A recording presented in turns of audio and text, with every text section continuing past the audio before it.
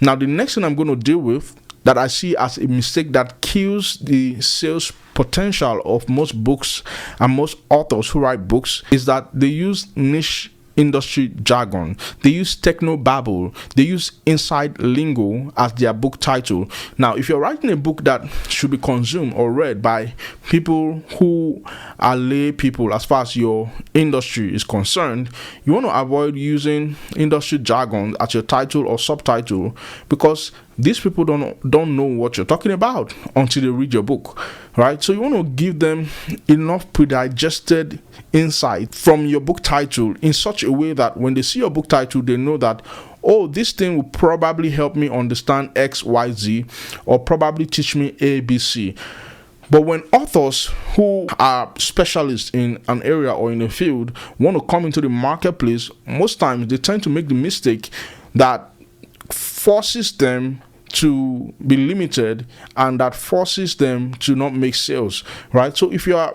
someone who has some industry knowledge, some specialized knowledge, and you're coming into the marketplace, you want to sell your services, you want to sell your knowledge,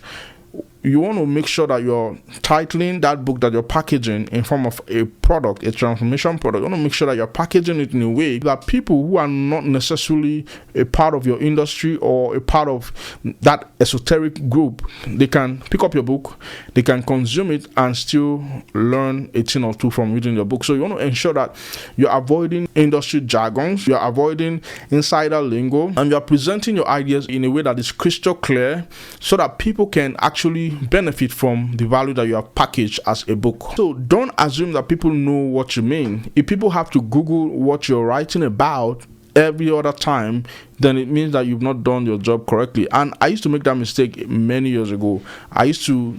put out words that were niche, words that were, inside that lingo, techno babble, that people would have to, crack their brains and break their brains to figure out, and use 2 dictionaries before they can figure out what it was, until I came to understand that the goal of actually writing is to help people to understand and to receive knowledge